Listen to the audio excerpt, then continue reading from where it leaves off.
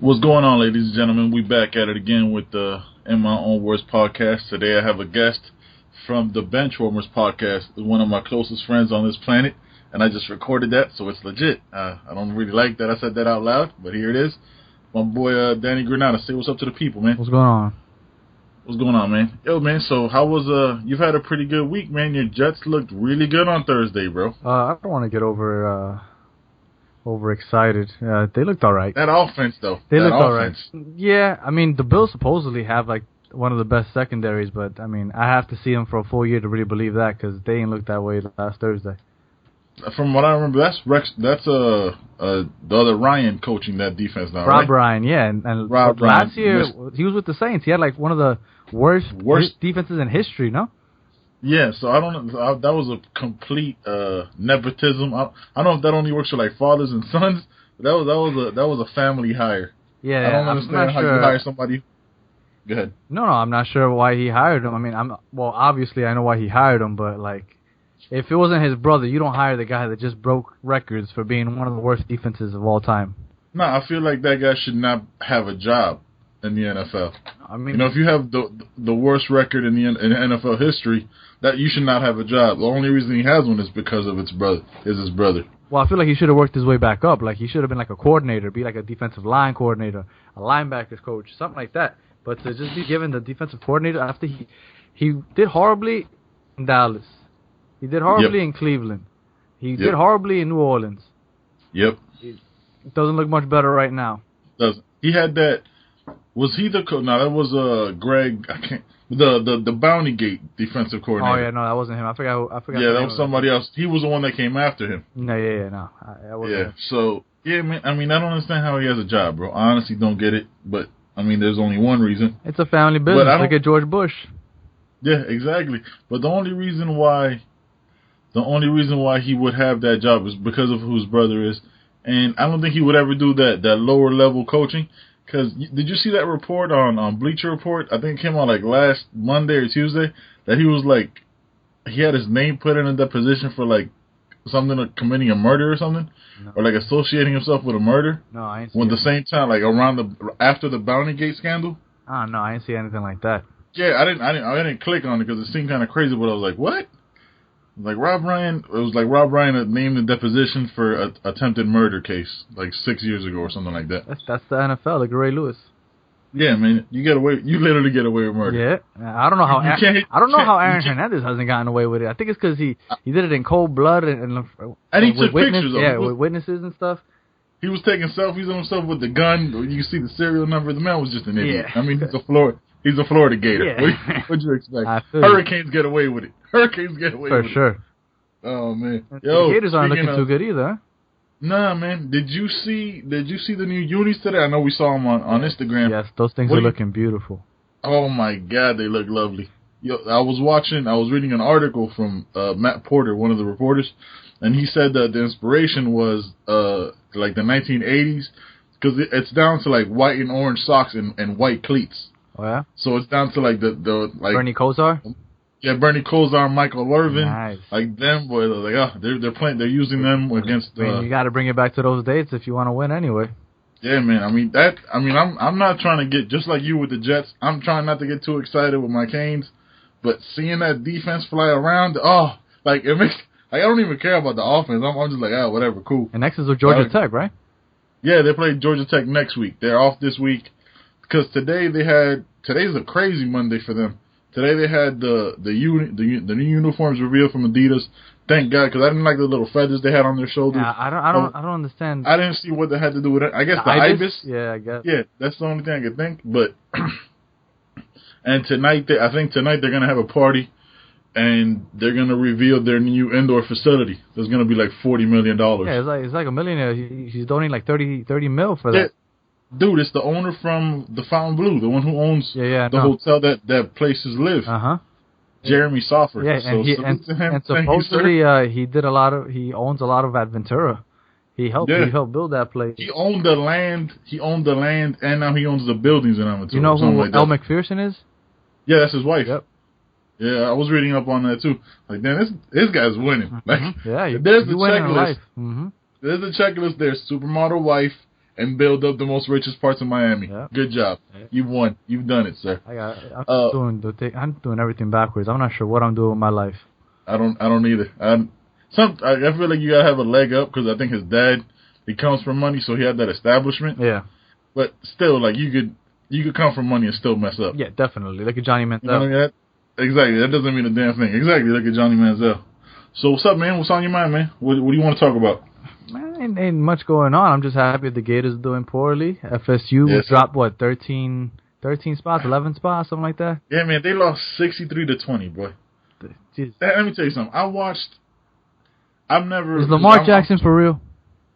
I mean, that boy, I always look at it like this, man. I'm stuttering because I watched some of that game because it was on at the same time as the Canes, right? Right. So I'm not watching a lot of that game. I'm watching mostly Canes. But when you outrun an angle, you know what I mean? Like, that's when you're fast. But I don't know if he's... I didn't see him throw many passes. All I saw was him running. Oh, yeah. I don't know what he threw for. Right now, he had, I don't know how many rushing touchdowns, but he only had like 1 or 2 passing touchdowns. Yeah, I mean, but he's all like...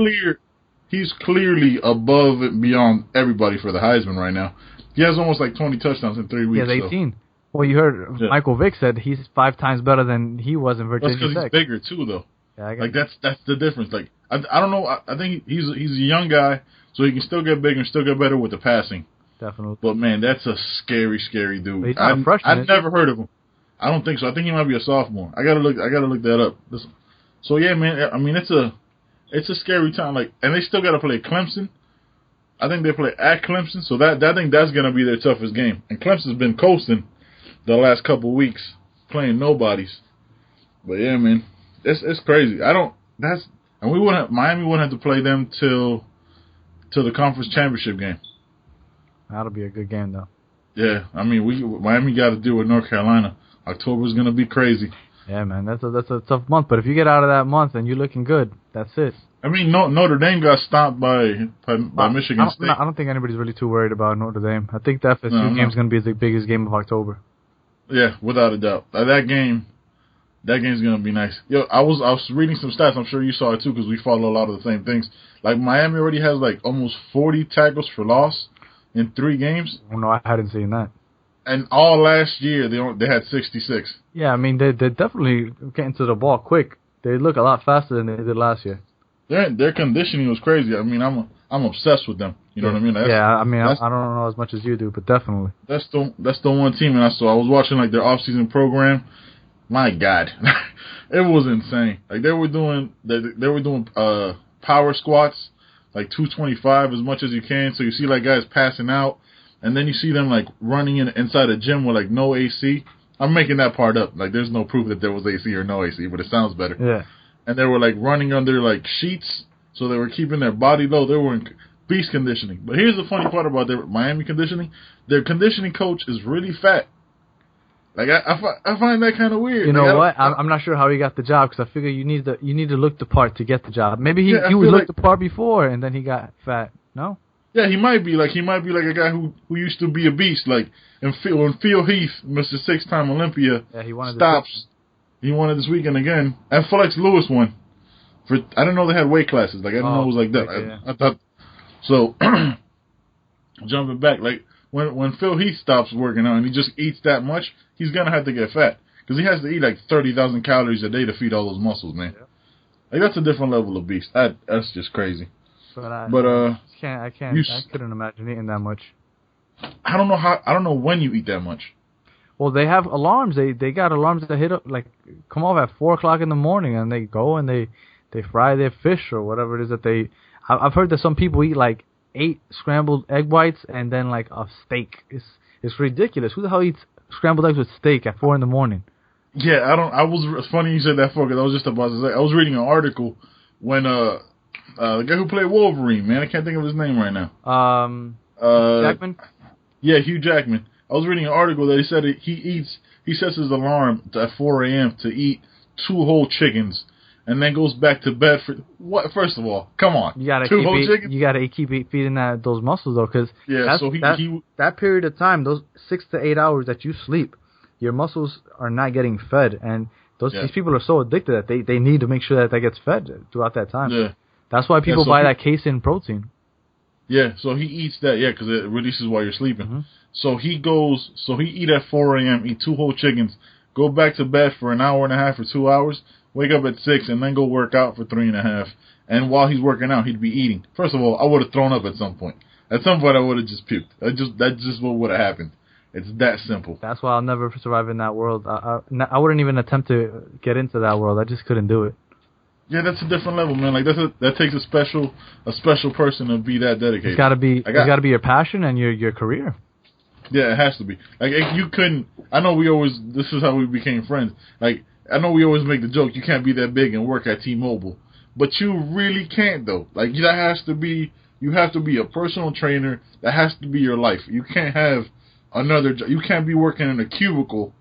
With 12 Tupperwares. Right, you need a job with flexibility that has flexible hours, and it probably doesn't pay much either. You're trying to win those competitions to get a little bit of dough, because I've seen a lot of these people that do work at like T-Mobile and Verizon because they're trying to figure out ways to make ends meet while they're still doing all this stuff. And they need, and like you said, they need a job with that liberty, because we go to the gym, we're active people, you know what I mean? We'll go to the gym for 1 hour, 2 hours, whatever it is.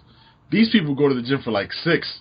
And their routines are insane. So it's I'd never be that guy. Like I couldn't like feel like I'm punching into a gym. Well, since my daughter was born, I've kind of compacted my workout. I could only lift weights from 30 to 60 minutes. That's it.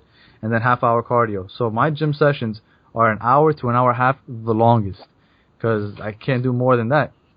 So you still get your 30 of cardio? Yeah, you got to do that. I mean, when Jenny got pregnant, I got pregnant, man. I went up 22 pounds. Yeah, you did. I went up 22 pounds. I've lost 11 so far, so I'm still working. Did you? So what's your routine like now in the gym? Like, do you do 2 exercises a day? Well, since I'm working 2 nights, because I get into work at basically at 7 o'clock, and then I get out at 7 o'clock on Tuesdays and Thursdays. So those 2 days I already don't go to the gym. Yeah. So I'm going 5 days a week trying to. So I just dedicate one body part to each day, and then I try to superset my way through that workout so I can get it done as quickly as possible. To get home and give your wife a break. Exactly. Oh, yeah, for the listeners who don't know, my boy here's a teacher.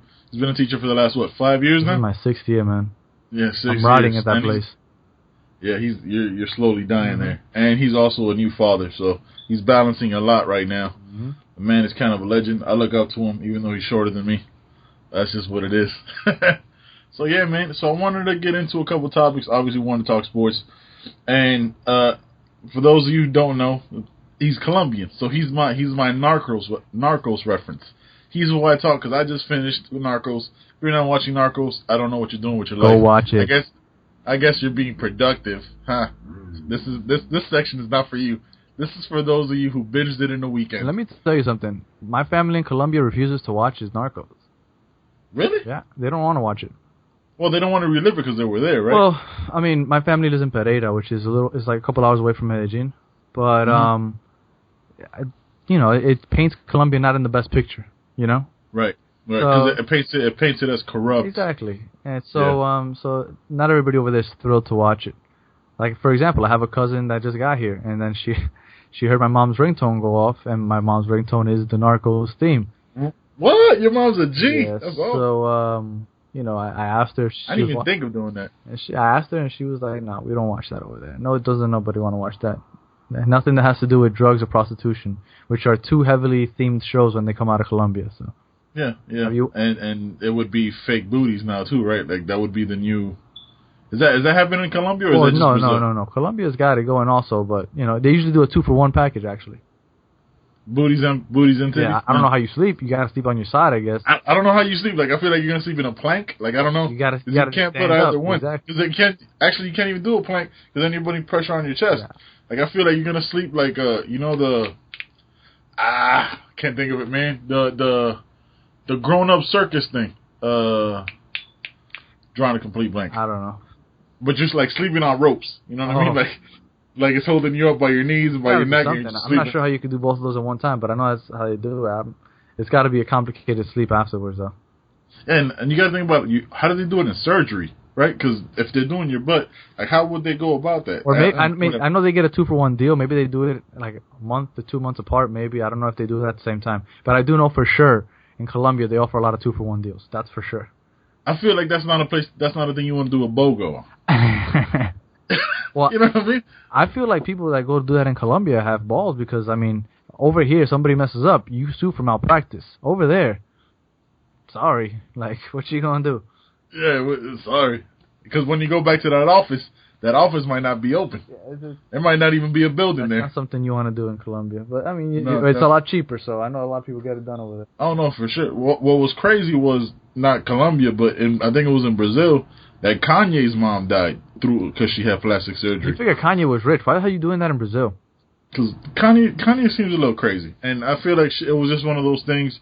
I feel like this is my play on how rich people do it. Again, I don't have anything to do right now. I think I'm gonna go get a facelift. Yeah. You know what I mean? Like I don't think it was something that. Oh my god! I don't think it was something that was thought out fully. Because I feel like, I mean, when I've had surgery, like I've researched the doctor. I know what I'm gonna do. I don't feel like that was done very intelligently. I mean, I haven't had surgery in a while. The closest thing I've gotten is the colonoscopy I had last year, and that was, you know. Yeah, that's right. Yeah. I mean, that's all right. I really need to say. But, yeah, that's all you really need to say. The prep for a colonoscopy is crazy, because you can't eat nothing. You got to empty out everything. I didn't even... You know how bad it was? Coincidentally, I had it on Friday, right? Mm-hmm. The Friday before, I had some Chinese rice, and I got a stomach virus. That'll do it. That'll clear you up. I got a stomach virus. So I was throwing up with diarrhea for the next 4 or 5 days. I finally got healthy on Wednesday. So I could finally fully eat on Wednesday. And then Thursday came around, and I couldn't eat for 24 hours. That's terrible. That was brutal. But you know what, though? You were perfectly prepped for a colonoscopy. Yeah, that's what they told me. They're like, yo, you're perfectly clean. Like, thanks. Yeah, appreciate it. I'm dying, but I'm glad I'm ready for your little surgery. It was cool. So yeah, man. So tell me. I know we were touching on earlier last week about Narcos. So tell me what parts aren't. You know what I mean? Because obviously. Before I tell you about Narcos, I need to recommend you watch Sin Tetas No Hay Paraíso. Is that like a novela? Something like that. It's like because it sounds like a novela. It sounds like a graphic novela. Yeah. Like they're gonna be some titties. Oh, definitely. For those of you who don't know, that's his breast. Sorry, spoiler alert. But it's a very good show. It's only one season, although it's very long. And it follows this chick. Oh, then it is a novela. Yeah. So and it follows this chick that she's dying to get her implants, but she has no money, so she starts fucking around with traquetos, which are basically drug dealers. Right. And that's basically the show. And then her boyfriend ends up getting involved with her mother. Like it's interesting. Wait, what? Yeah, hold on. I don't want to spoil it for you. I don't want to spoil it for you. Did you? That's so it. So the boyfriend smashes the mom? I hung it out there for you. I hung it out there for you. Now you want to watch it. All right. No, yeah. Is it on Netflix? No. You probably have you have to YouTube that shit or something. Oh, okay. All right, I'm going to have to find it on YouTube. That could lead down a dark hole there, sir. But let me tell you, don't watch the Mexican version and don't watch the English version. It's got to be the Colombian version. Okay. I'm going to have to Google it specifically like that. All right, Colombian version of... What was it? Sin Tetas? I'm going to write this down. Sin Tetas No Hay Paraíso. Sin Tetas No Hay Paraíso. I'm actually writing this down. Without tits, there's no paradise. That's absolute truth. No. It's absolutely fact. So yeah, so back to Narcos. Narcos, awesome show. Unfortunately, it had some things that weren't necessarily accurate. For starters. Yeah, you were telling me about that. What was accurate? What characters were accurate? So on and so forth. Let's just characters. For example, one of the biggest characters that was not accurate. She never existed. I forgot her name. Well, it was the Judy. I think you told me it was Judy Moncada. Yes, the main drug dealer that was running with the Cali cartel or something. Yeah. She was running one of those cartels. She never existed. Also, the reporter that was messing around with Pablo Escobar, she never died. I don't know why they killed her off, but she's still alive. I think they wanted. I think in the show because it's showing how fearless the Cali cartel were, or Los Pepes as they had it in the show, where Los Pepes we can get to anybody. Yeah, where we can get to anybody that you have, that you know that you might have been associated with, because Pablo did. First of all, real quick. If you haven't watched season 2, this is where you want to stop it because we're going deep. Pablo did blow up one of the Cali cartel's weddings, so that kind of opened the whole thing up to we're coming after everybody. Well, she's alive, and she actually made a book a couple years ago. It was called "Loving Pablo, Hating Escobar," And Okay. I've never read the book, but supposedly the book did well. Also, Because people love tragedy. Because people love, I call it tragedy porn, right? That's why people watch the Kardashians. Let's not get started on the Kardashians and Black You know what I China. mean? Like, no, but I'm saying, like, people love that people watch it to see, like, ratchet and stupidity. How is it like, that Black China and Rob Kardashian have a new show and supposedly the ratings were out of this world? Why are people still watching these people? Sir, we're not because people love reality TV. That's why we have one running for president. Yeah. You know what I when mean? your Like, slogan is "You're fired," I'm not sure how we want that guy to help our economy. But that's neither here nor there. I don't. It's neither here nor there. But I feel like, I'll tell you like this. I feel like in 2020, like let's say Hillary goes down. We'll jump back to narcos in a second. Just passing over this politics real quick. I think if Hillary loses and Trump wins, if we're still standing, and Kanye runs, real shit. If Kanye runs, Kanye wins. And they're exactly the same person. Yeah, I was gonna say they're exactly the same. Yeah, person. I was gonna say that's ridiculous. Narcissistic. Because Kanye has no political background at all, and he's a hip hop artist. But you are on the money, I suppose, because Donald Trump has no political background. And he's not even that successful of a businessman. No, he's gone bankrupt. I don't know how many times. He owes more money than he has. I go bankrupt one time. Can't get a loan nowhere. He goes back. He gets bankrupt 6 times because of it. Yeah. And people see, this is a conversation you can have with a Trump supporter, because like I have family members who are that, and I'm just like they don't see facts. You know what I mean? Like you can't like we talked about it. You can argue with somebody with facts. Like we've had our arguments in the past about things, but we're arguing with facts. But it's hard to argue with somebody who's arguing with emotion, because it's how they feel. But that's why. This country's terrible. That's why. Why? That's why you can't argue or talk about politics or religion with anyone, because it's all emotion. It's all emotion. And absolutely. No matter what you say, the person's going to stick to their views 100%. Mm-hmm. So it's pointless. Yeah. But I digress. Back to Narcos. Yes. His son actually wrote a book also, and he was basically trashing his father during the whole book. What? Let me ask you. I mean, you have a father in your life.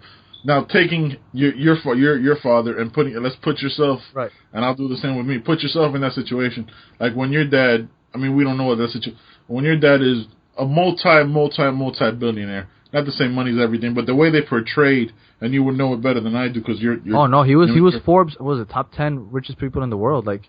Yeah, exactly. He was up there, right? So, and the way they portrayed him was a huge family man until the end. You know what? I couldn't tell you his relationship with his son. In the show, it made it look like he really... I know he was a big family man. That I know. And he was for sure he was like a modern-day Robin Hood, I guess you can say. I mean, that's why Colombia never turned on him. Right, and to an extent, because, I mean, Robin Hood never killed a bunch of people, and he wasn't as ruthless as him. And bombed children, bombed the airplane. But definitely, that's what my father, I mean, I'm not going to say my father was a full supporter, but my father didn't mind. Empathize. Right, he didn't mind Pablo Escobar. Like, he was happy that he gave back to the people, because my family's poor in Colombia, so we were happy to receive whatever we got. Not that my family received anything, because we didn't live in Medellin, but Right, but now would that have been that climate in that time in the 80s? Was that because the government was just taking everything, like kind of similar to what's going on in Venezuela now?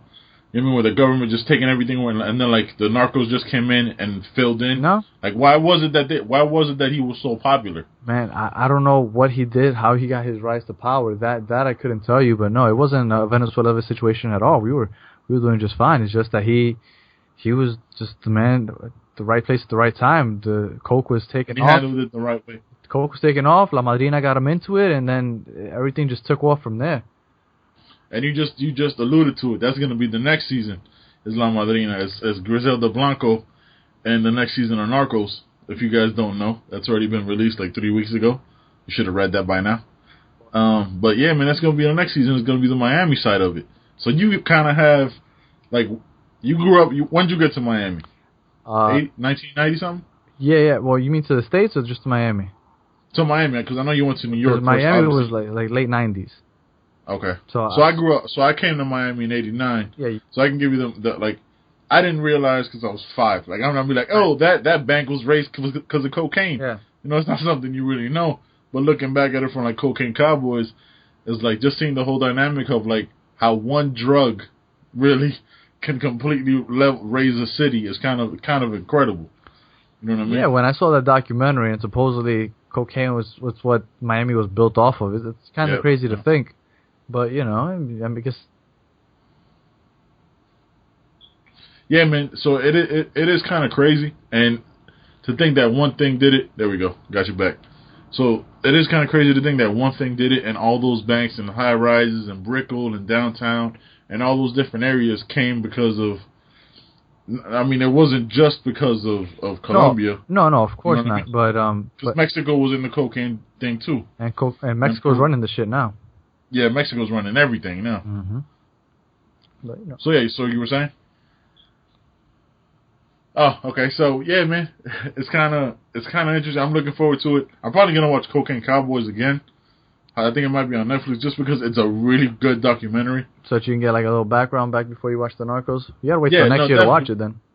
I know. I'm gonna wait like right up until right before. And I noticed, like, you know how you watch something on Netflix and you see like because you watch this, like because I watched Narcos, there's like I didn't know there was so many Pablo Escobar's documentaries and novelas and things like that on there. That was kind of interesting. Did you know that they filmed his death scene in the same house that he was actually murdered? He was actually killed? Yeah. Yeah. You know what I found disturbing about that, and was like that they showed his actual images. You know what I mean? Like, I was that was a very famous image, kind of like the Saddam Hussein when they caught him. That picture was all over the place, and that picture of him was that, and he looked like crap. Yeah. But that was a famous image back in the day. I mean, that day I remember sitting in front of the TV with my pops and watching that thing the whole day. What was your pop's reaction? Because I mean, you were young. Like, what was it? 92. So you were like 8. You were like 7, right? 7 or 8. I was 8, and my father told me to sit with him, and then he started telling me and explaining to me more about Pablo and how he gave to the poor, but at the same time he wasn't the greatest man in the world. Like, he gave me the pros and the cons, but definitely that was on the TV the whole day. That was a big day from Colombia. What was the? Yeah, so was it like was Colombia torn? Was it half like we got him, and the other side was at that point? I think Narcos did a good job of actually capturing that. At that point, nobody was really behind Pablo like they used to be, because he had gone over the edge. He was just bomb. Remember that bomb that went off when he killed a bunch of kids and stuff. It got to a point where people were like, all right, that's it. You're not really giving to us anymore. You're just messing shit up everywhere. So I think he lost the support once he went to jail, and he built his own jail, and that was accurate as hell. I remember I used to think that was so awesome. That he was that powerful. That's gangster as hell. He was so powerful. He's like, you know what? I'll go to jail if I get to make my own. I get to build it, and I'll get the schematics, and this is how it's gonna happen. He used to have the Colombian soccer team go out there, and they used to run scrimmages in his house. Like it was some serious. I was hoping that they would include that in the. They should have included that. Yeah, the Colombian national team used to go out there, and they used to play out and scrimmage out there. Rene Higuita, it was one of his best friends. That was the goalie for. Is that the guy that did the scorpion kick? That's the scorpion save. Yeah, I watched that. I'd never seen that before in my life. That was newer before newer. I saw that the other day. I'd never seen it before. Like I had heard of it. I had heard of a reference. I think we've talked about it in conversation because we watch a lot of football now, actual football, not American football. The rest of the world, there's a whole bunch of world that watches that. But and I saw that. Like I had to watch it again a couple times because it came out on Bleacher Report. Because I think it was like last week or 2 weeks ago. It was the anniversary of the scorpion kick. It happened recently. It was a friendly between them and England. It happened in Wembley Stadium actually. Yeah, so I watched it. I was like, "What? Wait a second. What did I just watch?" Yeah. And then I had to watch it back, and you see like his hair, his glorious hair, just flying, and just see his legs. I was like, "Whoa!" My opinion, he's the greatest goalkeeper of all time, but he had a major coke problem, which ruined his career. He was amazing, and his Pablo Escobar's team was Nacional. That was the Colombian soccer team that he supported, and he murdered his way all the way to the Copa America, which is the Champions League for Europe, for South America. And in '89 they won it because he was killing off refs that wouldn't give him the right calls and stuff. I feel like they should do just for us. Like they should do like a sport version of what Escobar did. Yeah, you know what I mean? Completely selfish and completely unnecessary to a lot of people. But I watched the 30-30 out of that. Yeah, man, but it was crazy. He really intimidated the hell out of them. And then at one point, just different cartels started owning the teams, and it just got crazy. It got crazy. So because that's the rivalry, right? Like to the purest essence of sport, and that's what business would be, is the competition of it. Like, I'm gonna get, I'm trying to beat you in every avenue. Yep. I'm trying to beat you in business and coke dealing, on the pitch, all that stuff. Well, now another thing is that's another way that they use for money laundering. Oh yeah, it's great because you have the stadium, you have all those people coming in, you have vendors, you have all that type of stuff. So you get the money pushing in and out. So you give me 100, I'm gonna give you a couple of dollars back, and it's washing it that way. Yeah, it's insane. And that's why Miami was built, because that's why the banks were being built up. I'm sure that there has to be some type of documentary on the drug-filled soccer world in Colombia, because in the late '80s and early '90s, that was crazy. And in Mexico too, like it's not just Colombia based, like No, I only know about Colombia, but yeah, I would assume that it's another. Yeah, I would assume Mexico was in there too. That's kind of crazy, man. But they still own some teams. Like, for example, we're from Pereira, my family. So our team is Deportivo Pereira, but they play in the second division. And it's well known that it's drug lords that own that team. But that's crazy. But the thing is, in Colombia, when you play in the second division, but you were really from the first division, they pay the team. They give them money for being a first division team, but because they play in the second division, they only have to pay their players minimum.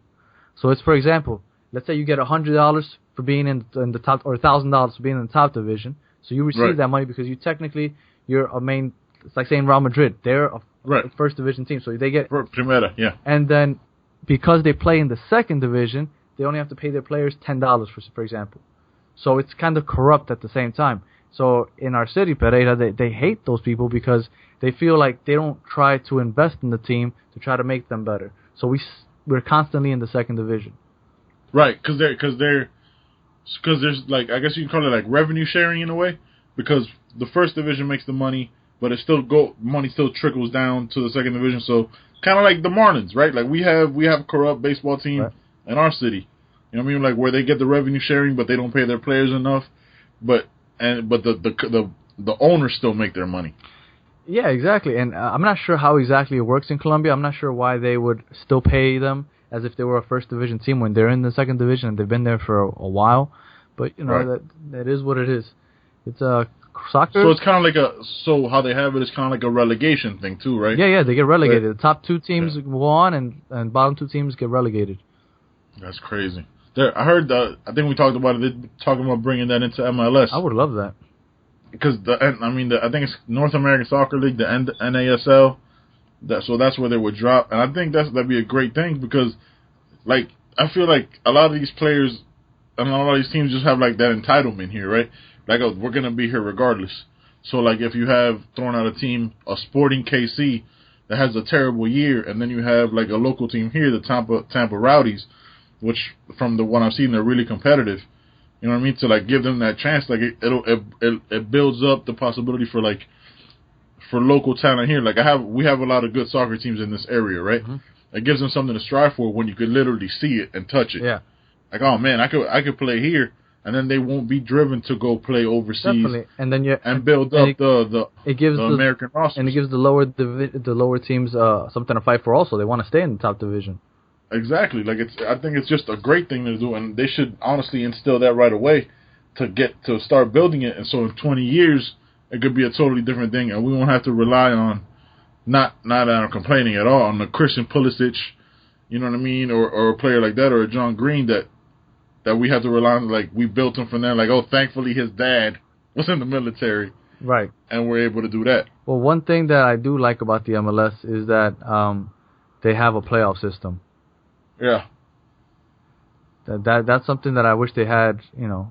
I mean, they have it for, I guess, the Champions League, but I wish they had that for the league. Yeah, they have it for the Champions League at the final, right? They don't really have round, like they have rounds. They have round robin at first, and then they have the knockout stages. I mean, technically, the other leagues have it. It's just I think it's really ridiculous how they do it. How they have a regular league, and then whoever ends up with the most points wins the title, and they have a different championship that goes on during the same time.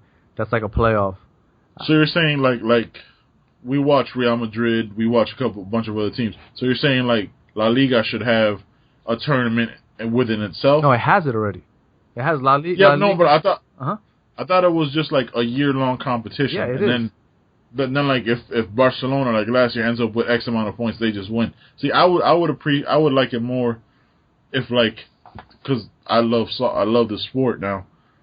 Is if like I got a third Clásico, you know what I mean? Like, Well, you could, and it happens. and it was for the and it happens, but I don't just want to see it in Champions League. No, but that's what I was going to tell you. It does happen. It happened 3 years ago. No, when they La Décima. Copa del Rey. That's a tournament that happens throughout the year that they play during the week, in the weekdays. So La Liga, the regular season takes place on the weekends, and then Copa del Rey takes place during the week. Oh, that's right. And Real Madrid last year was taken out of it because of the ineligible player. Yeah, the Russian dude, right? I'm guessing Russian. I don't know. He might. I apologize if he's not. Yeah, I don't know where he's from either. But I don't know where he's from. Koba something. But the year that Real Madrid won their 10th Champions League, that year they lost La Liga, but they won Copa del Rey. They beat Barcelona in the final. So that year there was technically 3. And that's when Clásicos. Oh man, when is this one? This Clásico's coming up in a while, November. Right? Oh, that's beautiful. I cannot wait. And if you watch, that's the only time I've ever gone to a bar to watch a soccer game. Oh yeah, I heard that those bars get crazy for that. Yeah, I mean, I went to like Ale House, so it was local, but I want to find like a soccer bar, a football bar, and like see how they go crazy. Well, I know here they always have one. It was in Coral Gables. They always have this place. It's like the official watch party, and Bean shows up there and everything because it's the official watch party, and that's crazy. They have a big projector. It's insane. Yeah, I mean, we went to one. I think it was, but it wasn't like. I think it was like Colombia and Brazil, and we went down to the beach, and me and my girl watched it. It was pretty interesting because you see like a bunch of. It's very weird because like Colombia and Brazil have like similar jerseys. You know what I mean? So both teams were wearing yellow. No, they can't be both wearing yellow. One of them had to be wearing red or white. No. I'm saying in the bar. Oh, okay. I see. Yeah, not in the game. Yeah, so I was like, that's kind of crazy. Why y'all mad? Like I don't understand. Like I knew obviously what teams were what, yeah. But it was funny. It was like y'all should have worn different jerseys. Should have coordinated this. Yeah. But it was man. I mean, I cannot wait. I watched. So being Colombian, obviously one of the reasons why I further got deeper into football, into soccer, is because of the World Cup a couple years ago. Like seeing players like James and players like players from the German national team, which is basically Bayern Munich. And just seeing those teams, it's like, man, this is a beautiful game. Yeah. Like I'll never forget it. Even though it was against the U.S., I think Ronaldo had like a 90-yard kick, like on a pinpoint header to like beat the U.S. or tie the U.S. in Portugal. Remember that? I think it was like a pinpoint cross. It was like a cross. I was like, what did I just see? I was watching that in Puerto Rico, actually. I was in Puerto Rico when that happened. Yeah, I was like, I don't know how you do that. Like, my brain does not process how you could kick it 75 yards on an angle with a curve to land perfectly on some guy's head when he's not even. Just incredible. James does that on a consistent basis. I'm not sure how he does it. He makes that curl, and it's just beautiful. Like, it's incredible, man. But like the World Cup, that accurate. like we're saying, the Cup, every World Cup just little by little, it's growing. And in this country, the soccer is growing, and football little by little is dropping with participation as far as kids go, and soccer keeps growing. That's because of the concussions. Even though there's some fears, again, to be completely honest, there's some fears with concussions in soccer as well. With the headers, there's still no protection for the brain. That's never going to change. And the way that players, and violent is a soccer sport, when you take away the flopping, right? When you take away that situation where y'all, you shot me, I'm dead, it's over. But it's an impactful sport, and it is growing a lot more. Like I appreciated last week watching the U.S. play. I forgot who they were playing now. There wasn't. Yeah, and just watching listening to the fans, how they reacted to. Yeah, you heard that? Yeah, that's my cat. Got a cat, guys. That's right. listening to the fans react to when Christian Pulisic had the ball. Every time he touched it, they cheered, and every time this is a little disclaimer. Bradley? I hate Michael Bradley. There was no sounds for this guy. I don't understand why they don't just take him out. And I might be wrong in the position, but I feel like Darlington Nagbe should be playing that position. And I feel like him with Bobby Wood, and when you bring back Clem Dempsey and Josie Altidore, that is kind of terrifying, man. Let me tell you something. The U.S. is growing little by little, but I want to go on record right now. Say it. What is it, 2016? So the next World Cup is 2018, right? Yes, so sir. 2026, in 10 years, the USA will make it to the Final Four. Guaranteed. You know what? I'm right there with you. In 10 years. I feel, because this is the way, and there might be an American bias that we have, even either of us being immigrants, but I feel like we're just more athletic, right? Like all we're missing, I feel like we watch enough soccer. We watch the shit out of it. Like we watch multiple teams. Like I will, and we talk about it while we're watching it. What the U.S. is missing is those intricate touches, right? Like when it doesn't feel as robotic, when it doesn't feel as premeditated. Well, we're a very physical, aggressive team. That's just what we are right now. Josie Altidore has been I know I have nothing to do with it. All right, there's gonna be a cat that walks across the screen right now. Yeah, this is happening. Hey man, dude, get out of the way. So Josie Altidore, since I was talking shit about him, I was like, this guy does not score a goal. The man has been unstoppable. Besides when he tore his hamstring, that's not to no fault of his own. The man was sprinting. Yeah. But he has been incredible around in the box. He's been phenomenal. He's been great, man, and that's the Josie Altidore I wanted. He's such a big guy. He's so dominant on the ball. And when you add the speedsters, the Bobby Wood, and you got Christian Pulisic on the other side, that's incredible. But I cannot wait. The moment I celebrate, the 2 times, that the U.S. ever wins the World Cup and when Michael Bradley retires. I can't. I don't understand what it is. I don't know. Maybe I don't understand soccer fully.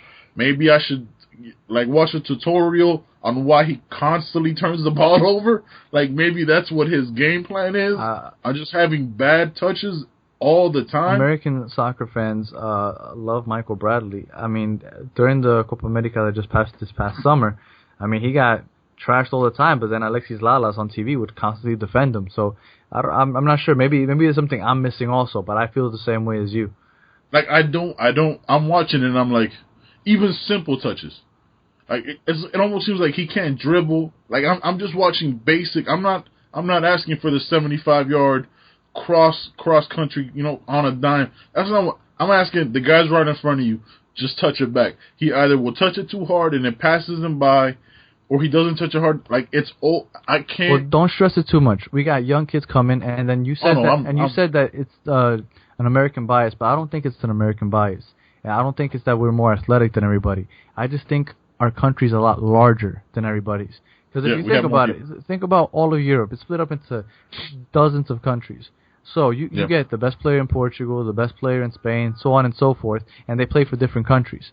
We have a huge country. The more people that play, we're just going to pick and choose the best ones and make a great squad.